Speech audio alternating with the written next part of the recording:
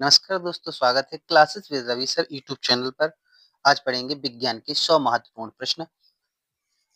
प्रश्न नंबर पहला, प्रकाश वर्ष किसकी इकाई है? तो प्रकाश वर्ष दूरी की इकाई है। प्रकाश वर्ष किसकी इकाई है? प्रकाश वर्ष दूरी की इकाई है। प्रश्न नंबर दूसरा, लंबाई की न्यूनतम इकाई क्या है? तो जो लंबाई की न्यूनतम इकाई कही जाती है वो फर्मी होती है। क्या होती है? Fermi metre.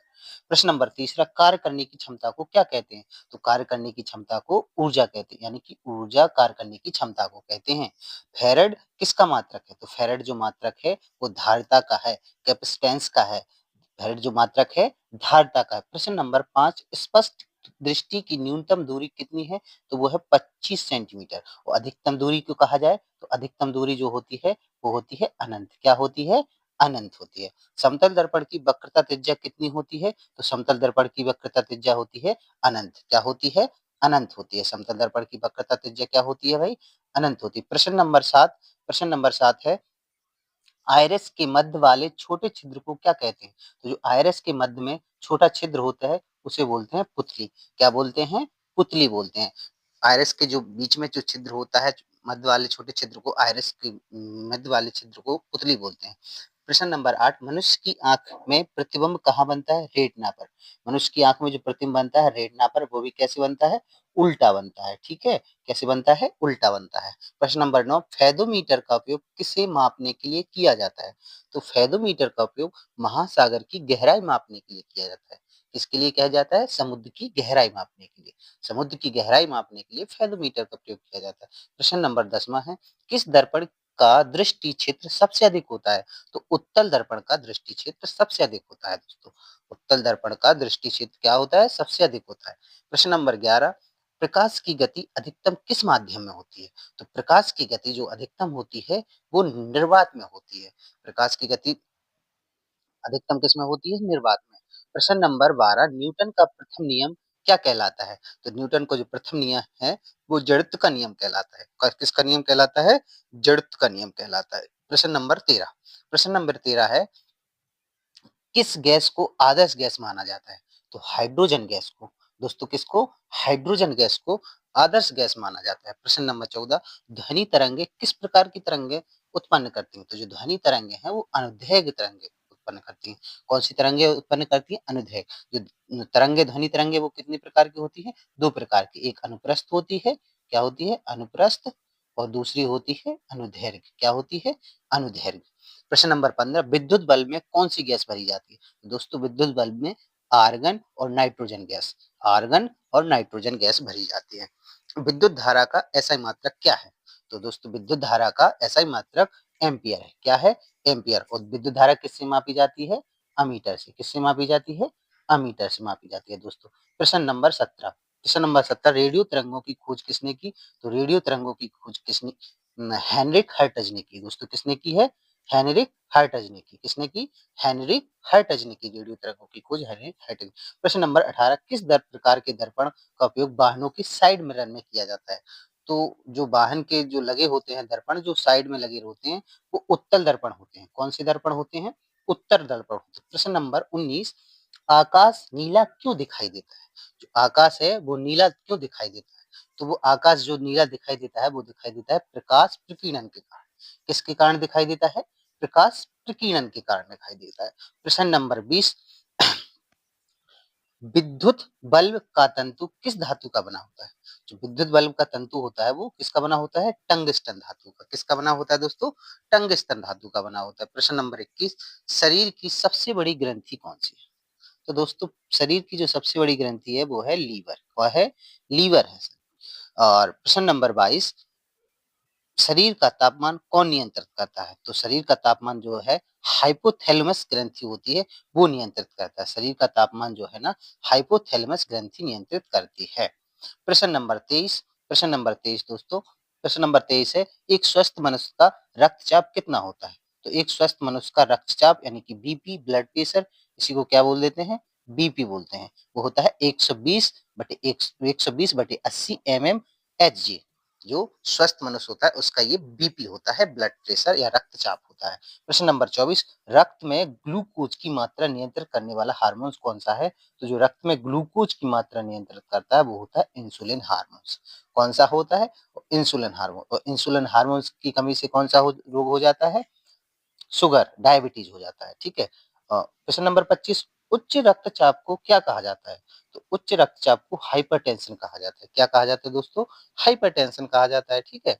और प्रश्न नंबर 26, फेफड़े का आकार कैसा होता है? जो फेफड़े होते हैं ना दोस्तों, जो मनुष्य के फेफड़े होते हैं उनका आकार शंकु के आकार का होता है। कैसे होते हैं? फेफड़ों का आकार होता है शंकु के आकार। प्रश्न नंबर 27, हार्मोन शब्द किस वैज्ञानिक ने दिया? तो जो हार्मोन शब्द है वो दिया है बेलिस और स्टर्लिंग ने। किसने दिया है? बेलिस और स्टर्लिंग ने दिया है। प्रश्न नंबर 28, सबसे बड़ी हड्डी कौन सी होती है? सबसे बड़ी हड्डी और सबसे मजबूत हड्डी जो दोस्तों होती है वो होती है फीमर जांग की। किसकी होती है? जांग की फीमर होती है। ठीक है सर।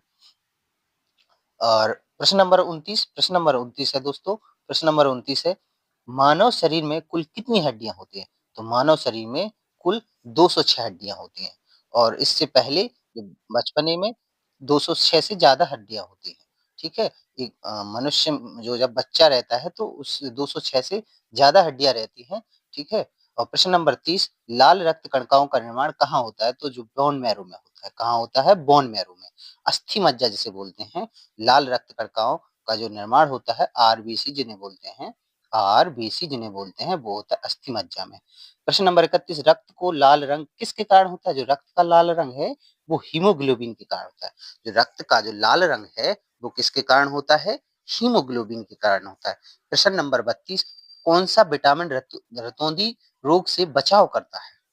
तो जो विटामिन है वो विटामिन ए है। क्योंकि विटामिन ए की कमी से रतौंधी होता है तो उसका जो बचाव करेगा वो विटामिन ए होगा। प्रश्न नंबर 33 है, रक्त का थक्का जमाने में कौन सा विटामिन सहायक होता है? तो रक्त का थक्का जमाने में विटामिन जो कारगर होता है वो होता है विटामिन के। रक्त का थक्का जमाने में विटामिन के कारगर होता है। प्रश्न नंबर 34, मानव शरीर की सबसे छोटी हड्डी कौन सी होती है? वो होती है स्टेपिज, कान की हड्डी। मानव शरीर की जो सबसे छोटी हड्डी होती है वो स्टेपिज होती है जो कि कान की होती है, मुलायम हड्डी होती है। प्रश्न नंबर 35, सबसे बड़ी कोशिका कौन सी होती है? तो जो मानव शरीर की सबसे बड़ी कोशिका होती है वो होती है अंडाणु, जो कि किसमें होता है? औरतों में होता है। अंडाणु किसमें होता है? औरतों में होता है। और जो सबसे बड़ी कोशिका होती है मानव शरीर की वो होती है शुक्राणु, जो कि किसमें होते हैं? पुरुष में। किसमें होते हैं? पुरुष में। पुरुष में क्या होते हैं? शुक्राणु। क्या होते हैं? शुक्राणु। क्या होते हैं? शुक्राणु, जो कि पुरुष में होते हैं। ये सबसे छोटी कोशिका होती है। और अंडाणु सबसे बड़ी कोशिका होती है जो कि किसमें होती है? औरतों में होती है। मानव शरीर की सबसे बड़ी धमनी कौन सी होती है? तो होती है अयोर्टा। क्या कौन सी होती है? अयोर्टा। ठीक है, अयोर्टा बोलते हैं, अयोर्टा। प्रश्न नंबर 37, सभी एंजाइम मूल रूप से किससे बने होते हैं? तो सभी जो एंजाइम है वो प्रोटीन से बने दोस्तों। किससे बने होते हैं? प्रोटीन से होते हैं।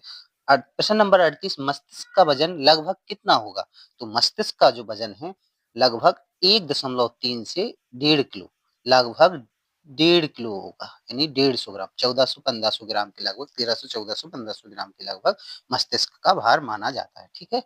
प्रश्न नंबर 39, प्रश्न नंबर जो 39 है दोस्तों देखेंगे, प्रश्न नंबर 39, प्रश्न नंबर 39 को देखेंगे तो मनुष्य के गुणसूत्रों की संख्या कितनी होती है? तो मनुष्य में गुणसूत्र जो होते हैं 23 जोड़े होते हैं, यानी 46 गुणसूत्र होते हैं, जिसमें से अगर पुरुष के कहे जाएं तो 22 प्लस एक्स प्लस वाई होते हैं। कौन कितने होते हैं दोस्तों? कितने होते हैं?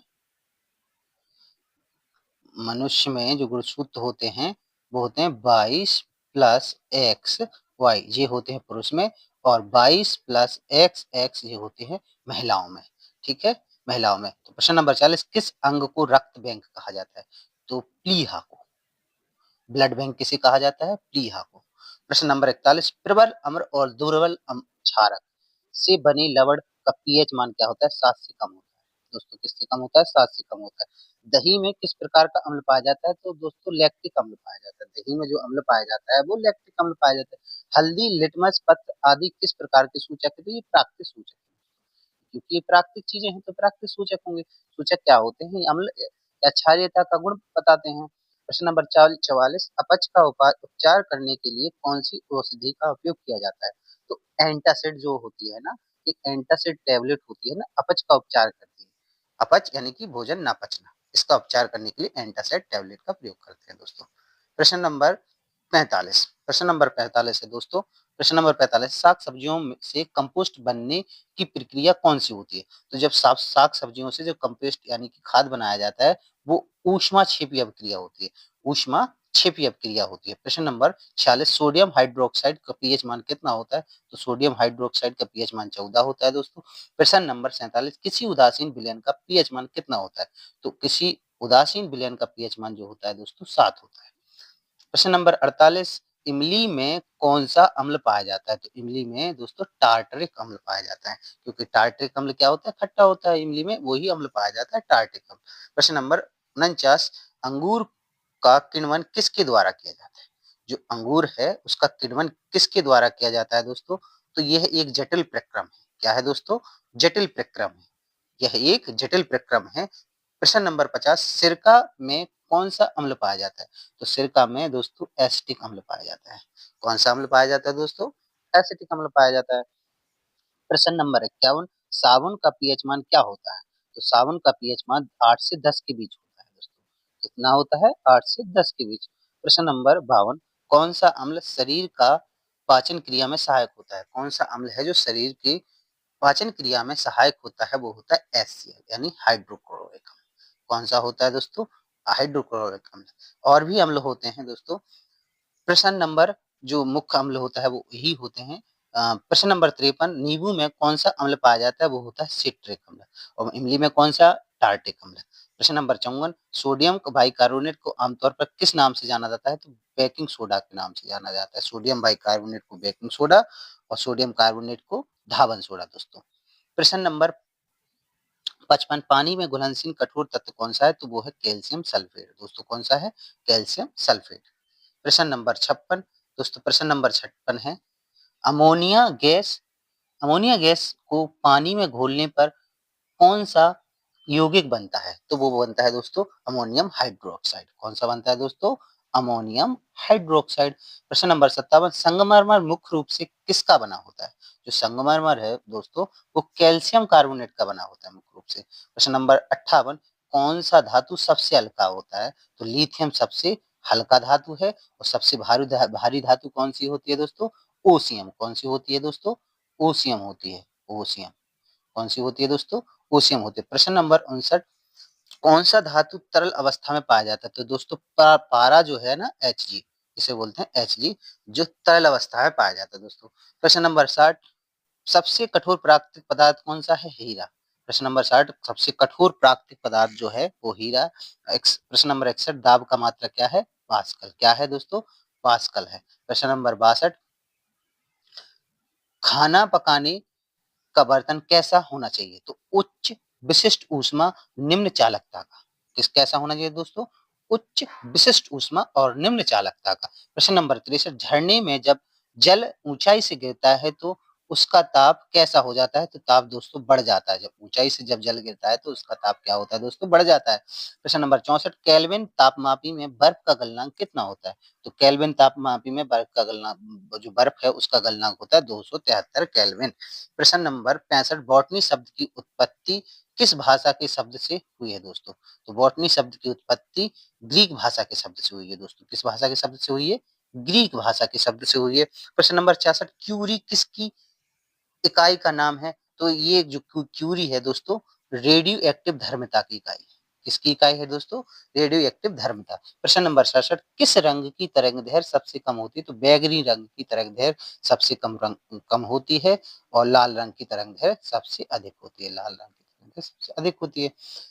प्रश्न नंबर 68, कमरे में रखे रेफ्रिजरेटर का दरवाजा खोल दिया जाता है तो कमरे का ताप कैसा होगा? तो कमरे में रखे रेफ्रिजरेटर यानी फ्रिज का दरवाजा खोल दिया जाता है तो कमरे का ताप क्या हो जाएगा? बढ़ जाएगा दोस्तों। प्रश्न नंबर 69, इंद्रधनुष में कितने रंग होते हैं? तो ये कितने रंग होते हैं? 7 रंग होते हैं। प्रश्न नंबर 70, सेकंड पेंडुलम का आवर्तकाल कितना होता है? 2 सेकंड का। कितना होता है दोस्तों? 2 सेकंड का होता है। सेकंड पेंडुलम का आवर्तकाल होता है दोस्तों 2 सेकंड का। प्रश्न नंबर 71 निम्नलिखित में से कौन सी एक मिश्र धातु है? तो स्टील एक मिश्र धातु है। निम्नलिखित में से कौन सी ईंधन गैस नहीं है? तो हास गैस, लाफिंग गैस है दोस्तों। यहाँ क्या है? Laughing gas, laughing gas. Laughing gas ये गैस नहीं होती है। लाफिंग गैस वो सॉरी लाफिंग गैस ये गैस होती है जो कि ईंधन नहीं होती। इसको सूंघने से क्या होती है दोस्तों? हंसी आती है। प्रश्न नंबर 73 निम्नलिखित में से कौन सा तत्व प्रबल क्षारीय ऑक्साइड बनाता है जब ऑक्सीजन में जलता है? तो सोडियम, सोडियम। प्रश्न नंबर 74 रिक्टर स्केल का उपयोग किसे मापने के लिए किया जाता है? तो भूकंप की तीव्रता। रिक्टर स्केल के माध्यम से भूकंप की तीव्रता मापी जाती है। प्रश्न नंबर 75 डायनामाइट के आविष्कारक कौन है? तो अल्फ्रेड नोबेल। अल्फ्रेड नोबेल जो नोबेल पुरस्कार मिलता है जिनके नाम पे, वही हैं डायनामाइट के आविष्कारक। प्रश्न नंबर 76 चिकित्सा व युद्ध में उपयोग के लिए किन किरणों और अनुसंधान का प्रयोग हो रहा है? तो वो है लेजर किरणों का। किसका दोस्तों? लेजर किरणों का। प्रश्न नंबर 77 है आकाश नीला दिखाई देता है। आकाश के नीले दिखाई देने का मुख्य कारण हो रहा है वायुमंडल में स्थित धूलकण जो सौर विकिरणों का प्रकीर्णन, यानी कि प्रकाश प्रकीर्णन और वायुमंडल में उपस्थित धूल कण। प्रश्न नंबर 78 तेज गति से आता हुआ वाहन हॉर्न बजाता है, उसका पिच कैसा सुनाई देता है? अधिक सुनाई देता है दोस्तों।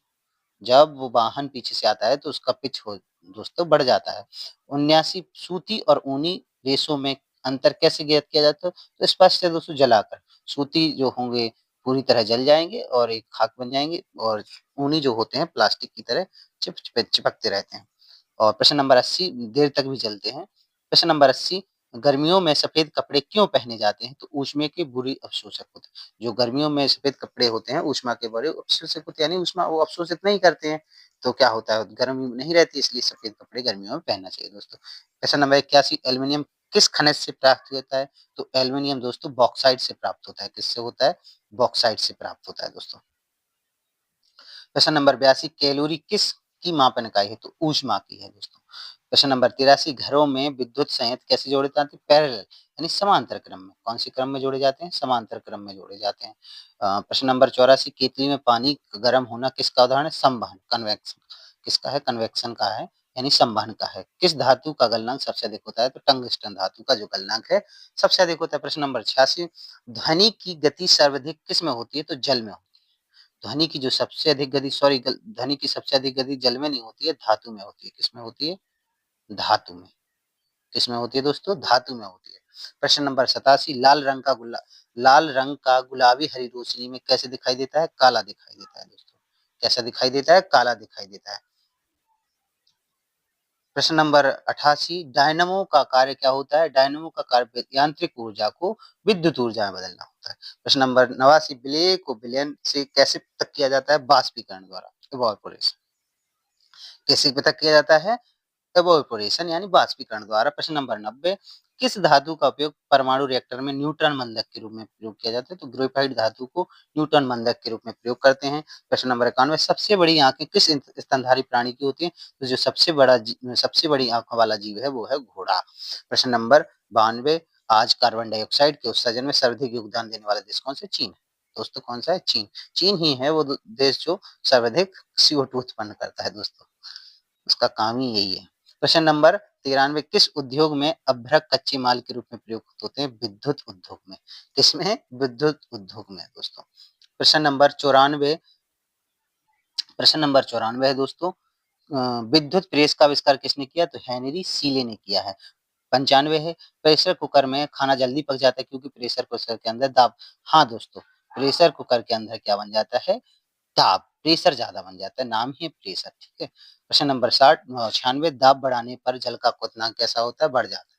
दाब बढ़ाएंगे तो जल का क्वथनांक बिल्कुल बढ़ जाएगा दोस्तों। प्रश्न नंबर 97 प्रतिक्रिया के बराबर विपरीत दिशा में एक प्रतिक्रिया बल होता है, वह न्यूटन का कौन सा नियम है? तो दोस्तों तीसरा नियम। ठीक है दोस्तों, और पहला नियम जड़त्व का था दोस्तों। प्रश्न नंबर 98 तांबा का न्यूटन ने 3 नियम दिए हैं दोस्तों। 3 नियम कितने दिए हैं? 3 नियम दिए दोस्तों। प्रथम नियम जड़त्व का था, दूसरा बल का है, तीसरा ये किसका है दोस्तों? क्रिया प्रतिक्रिया का कहेंगे। प्रश्न नंबर 98 तांबा का शत्रु तत्व कौन सा है? तो गंधक है। प्रश्न नंबर 99 उड़ते हुए उगते व डूबते समय सूर्य का लाल प्रतीत होता है क्योंकि लाल रंग का प्रकाश विकिरण अभी बताया था ना दोस्तों सबसे कम होता है। लाल रंग का प्रकाश विकिरण सबसे कम होता है और लाल रंग का तरंगदैर्घ्य सबसे अधिक होता है। और प्रश्न नंबर 100 रेडियोएक्टिवता की खोज किसने की? हेनरी बेकेरेल ने की दोस्तों। किसने की दोस्तों? हेनरी बेकेरेल ने की।